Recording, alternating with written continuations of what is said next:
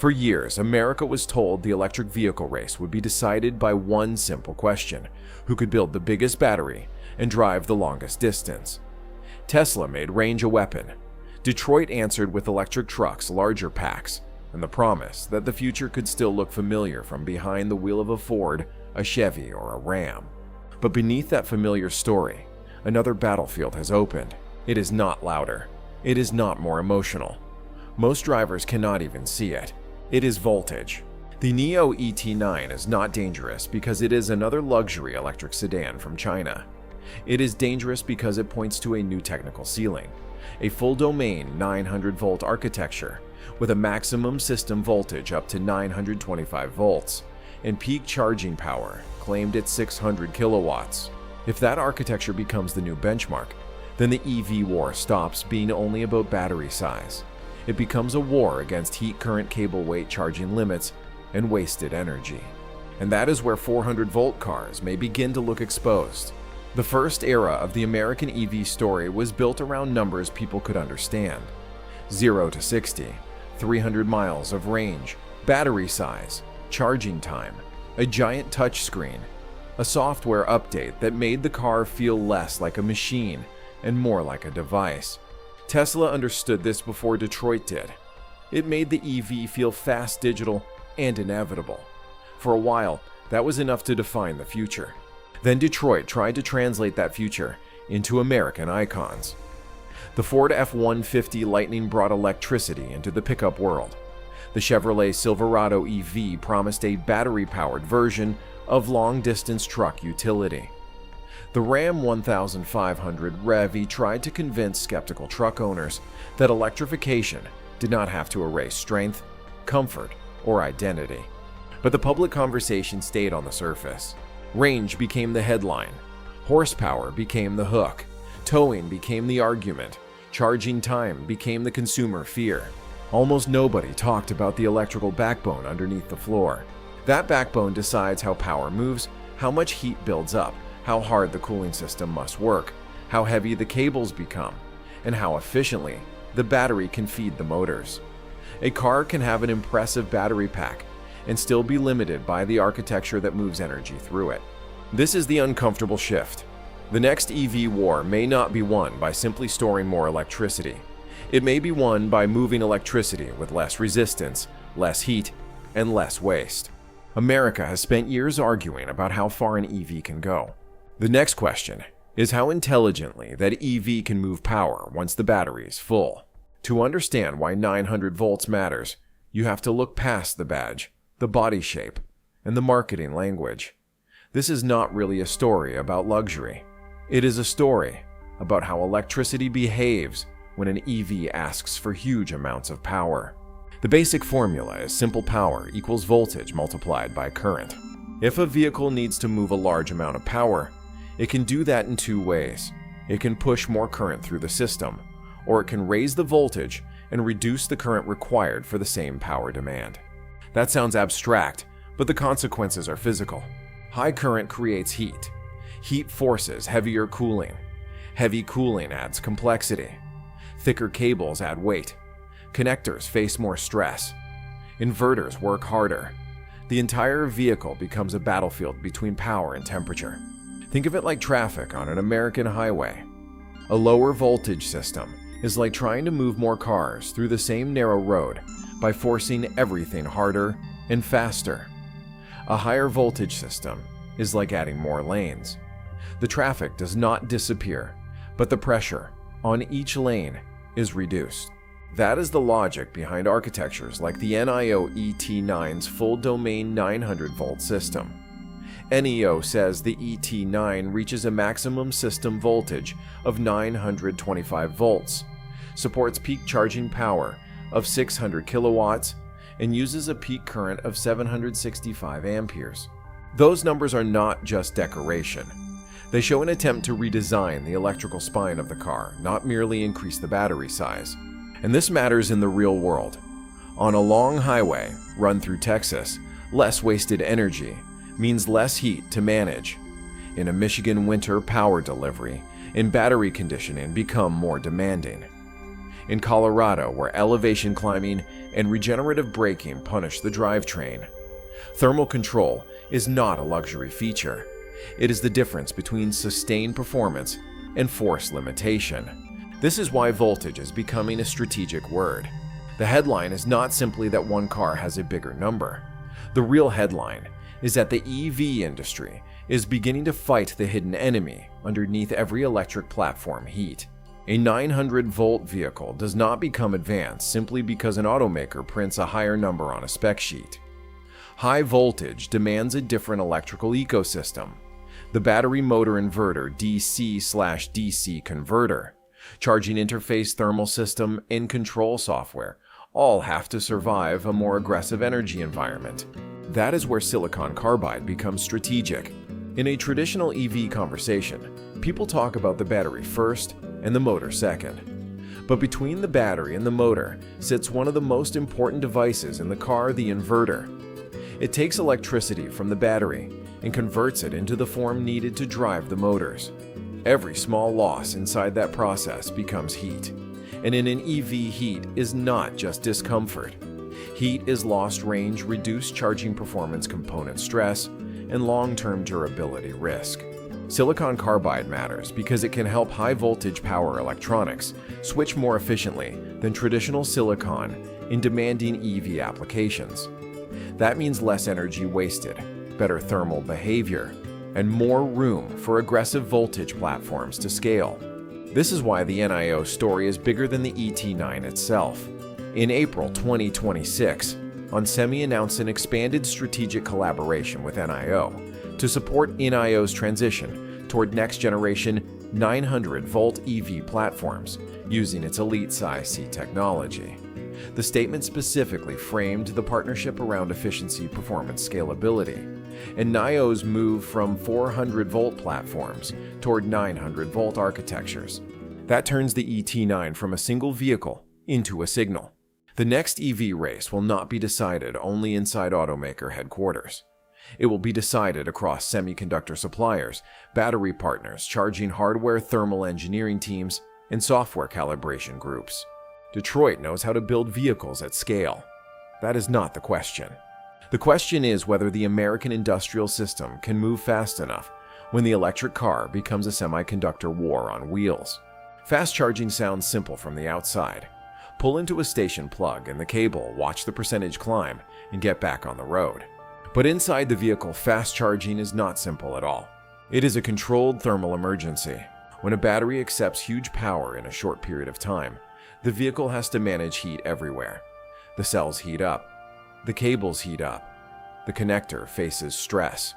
The cooling system has to move thermal energy away before the battery crosses its safe operating window. The battery management system has to decide how much power the pack can accept without accelerating degradation. This is why peak charging power can be misleading. A car may advertise an impressive maximum number, but the real question is how long it can hold that power, how smooth the charging curve is, and how quickly the system reduces power when heat builds up. That is where high-voltage architecture becomes important. NIO's claimed 600 kilowatt peak charging power for the ET9 is not just a bragging number. It points to the deeper engineering problem. If future EVs are expected to charge faster, they cannot simply force more current through older electrical limits. They need architectures that reduce stress while moving enormous power. For American drivers, this matters far beyond a spec sheet. A family driving from Houston to Santa Fe does not care about a laboratory peak.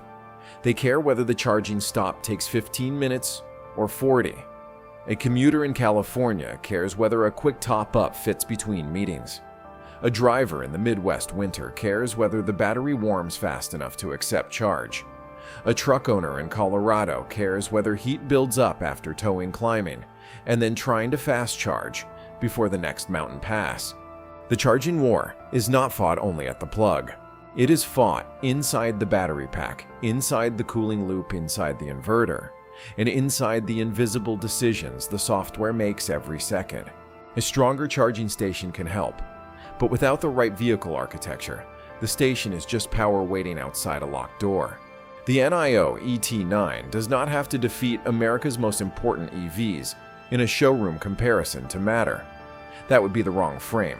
The real comparison is not sedan against sedan, or China against one American nameplate. The real comparison is architecture against architecture. Tesla is the first benchmark because it taught American buyers to think of a car as software on wheels. The Model Y became the default EV answer for millions of buyers, while the Model S proved that electric performance could humiliate gasoline prestige.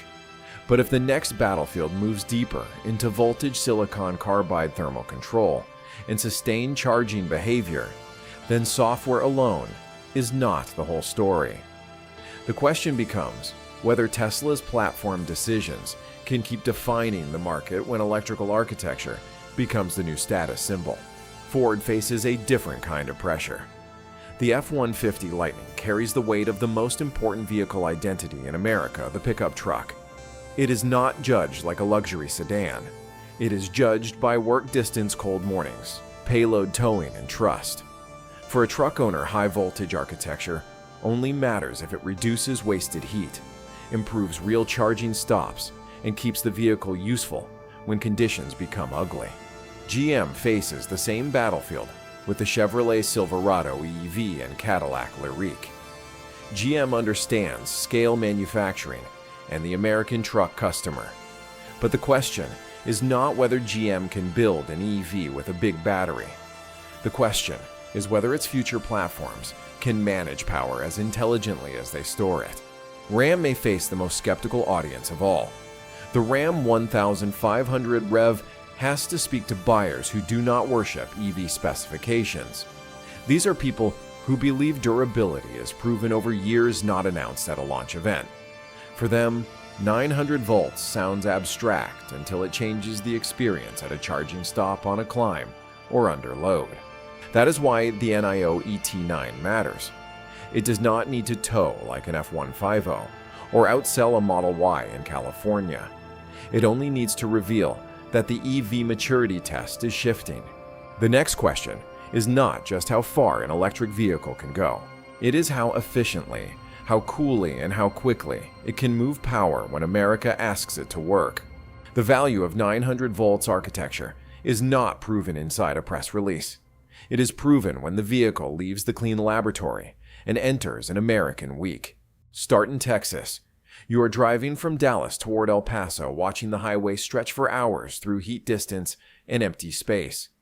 In that setting, the question is not whether an EV has a beautiful peak charging number.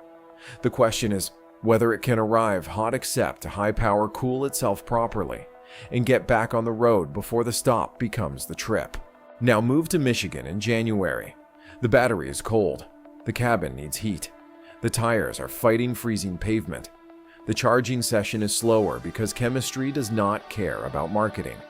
A smarter electrical architecture cannot erase winter, but it can reduce waste inside a system already under stress. Then take the vehicle into Colorado. Climbing with load punishes the motor inverter and battery. Descending brings regenerative braking and another thermal problem in reverse. The driver does not see voltage. The driver feels whether performance stays consistent or begins to fade. Even in California, where the EV lifestyle looks easier, the same question appears. A quick top-up between meetings only works if the car can actually receive power fast enough, safely enough, and predictably enough. That is why this technology matters beyond one Chinese sedan. The future EV test is not a perfect lab cycle. It is highway heat, winter mornings, mountain grades, bad timing, and the pressure of real life. The 900-volt shift is not only a technical upgrade, it is an economic filter. If high-voltage platforms become the next premium standard, automakers will be judged by more than design badge loyalty or battery size. Investors will start asking harder questions. Who controls silicon-carbide supply?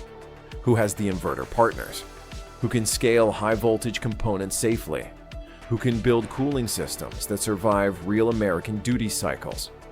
Who has the software calibration to protect the battery while still delivering speed? That changes the supply chain.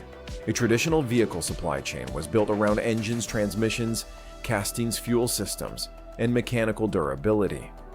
the next EV supply chain moves power towards semiconductors, battery chemistry, power modules, thermal loops, high-voltage connectors, charging hardware, and software control. That does not mean American manufacturing is finished, but it does mean the skill map changes. Union labor plant investment, supplier contracts, and engineering priorities all have to evolve. The worker who once lived inside the logic of pistons, torque converters, and exhaust systems now faces a vehicle where invisible voltage management can decide whether the product feels advanced or outdated. Tariffs may slow foreign cars from entering the US market. Regulation may delay direct competition. Political pressure may protect domestic factories for a while. But technology does not need to cross the border as a finished vehicle to create pressure. It can cross as a benchmark. It can cross as a supplier expectation. It can cross as a consumer question. And that is the uncomfortable truth behind the NIO ET9. Even if it never becomes a common sight on American highways, it can still force Detroit Tesla and the entire US EV ecosystem to answer one question. If the global standard moves toward higher voltage, who rebuilds fast enough and who gets trapped defending yesterday's architecture? The NIO ET9 is not important because it is a luxury sedan. It is important because it reveals where the EV battlefield is moving next. The first stage of the electric vehicle war was about proving that EVs could be desirable. Tesla won that argument early. The second stage was about range, battery size, and charging access. Detroit entered that stage by trying to electrify America's most trusted vehicle identities: the pickup, the SUV, the long-distance family machine. But the next stage is deeper. It is no longer only about the battery you can see on a spec sheet. It is about the architecture hidden underneath the floor: voltage, current, silicon-carbide, heat, charging curves, thermal limits, supplier control, software decisions that happen faster than the driver can understand. That is why 900 volts matters. It does not make every 400-volt vehicle useless overnight, but it may begin to make older architectures feel constrained, especially as buyers expect faster charging, better efficiency, and stronger real-world performance outside perfect conditions. Detroit does not need to fear the NIO ET9 as a sedan. Detroit needs to study it as a warning, because if 400 volts becomes the bottleneck, the question is no longer whether America can build electric vehicles. The question is how fast America can rebuild the electrical backbone of its EV future.